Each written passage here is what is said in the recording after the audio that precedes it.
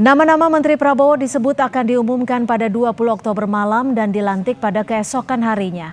Lalu sejauh mana finalisasi penyusunan Kabinet Prabowo mendatang, dan kita akan bahas bersama Agung Baskoro, Direktur Eksekutif Trias Politika Strategis. Mas Agung, selamat sore. Ini nama menteri diumumkan satu pekan lagi, tepat di hari pelantikan Presiden.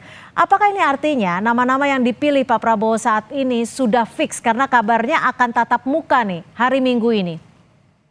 Iya, kalau secara personal maupun institusional Mbak Cynthia, sebenarnya nama-nama itu sudah ada, sudah dikantongi, bahkan hari ini katanya ya, tadi juga dikonfirmasi sama teman-teman beberapa media, bahwa dipanggil ya, apakah itu di Hambalang atau di Kertanegara, tapi yang jelas nama-nama itu sudah di plot, sudah ada gitu, bahkan sampai pada level yang saya dengar wakil menteri Mbak Cynthia. Mhm, Nah, mhm. jadi wakil-wakil menteri juga pendamping menteri-menteri itu juga sudah ada. Jadi ketika 20 Oktober nanti saat pelantikan presiden ya nama-nama yang diumumkan bisa jadi termasuk wakil menterinya juga.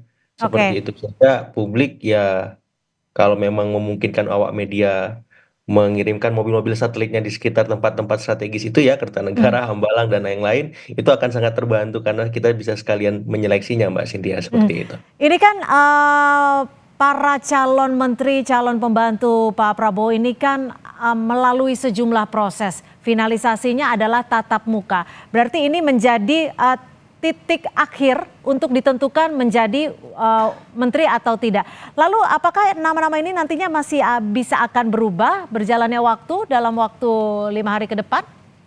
Masih sangat mungkin bahkan di masa Pak Jokowi menteri yang sudah memakai ya kemeja putih dan celana bahan hitam aja bisa berubah Mbak Cynthia. Sudah berada di istana waktu itu. Mhm. Ada dua kejadian ya, bahkan wakil presiden juga pernah demikian sehingga sampai nanti dilantik semuanya masih dinamis. Apalagi kalau yang saya dapat informasinya pemanggilan itu termasuk bagian fit and proper test juga. Ya, kemudian ada soal mungkin juga tes kesehatan walaupun tidak banyak pengaruhnya, tapi wawancara ataupun sebagai bagian dari seleksi masih tetap akan dilakukan dan sampai pada tanggal dilantik itu menjadi bagian dari dinamika politik itu sendiri. Apakah nama-nama tersebut sudah sesuai dengan harapan elit, Mhm. kemudian baru sesuai apakah dengan harapan publik seperti itu. Karena Mhm. ada banyak nanti ya ujian-ujian yang dihadapi para calon menteri ini bukan hanya di level Pak Prabowo-nya, tapi di level partai ataupun di level publik apakah lolos juga begitu, Mbak. Mhm. Nah, ini kan ada kabarnya memang ada penyerahan biodata, profiling, fit and proper test, Ya. finalisasi yang sampai akhirnya nanti akan bertatap muka langsung dengan Pak Prabowo untuk ditentukan apakah akan menjadi menteri ataupun wakil menterinya. Lalu faktor-faktor apa saja yang setidaknya masih berdinamika untuk kedepannya nanti? Ya, saya kira ada banyak latar menteri yang kemungkinan bakal dipertimbangkan Pak Prabowo ketika kemudian hari ini ada pemanggilan ya. Dan beberapa latar itu bisa termasuk di dalamnya dari partai-partai pengusung koalisi ya, yang tadi ada banyak sekali, termasuk PKB, Nasdem, kemudian PKS yang bergabung di belakang hari, di luar 9 partai resmi Koalisi Indonesia Maju ya. Kemudian ada dari arahan ya orang-orangnya Pak Jokowi yang sekarang menjabat sebagai menterinya, yang Hmm. kemudian kemarin sempat di-spill juga oleh Pak Prabowo dalam beberapa acara bahwa ada beberapa menteri yang oke di masa Pak Jokowi akan dilibatkan kembali. Hmm. Yang kedua, yang ketiga adalah para relawan, Mbak Cynthia.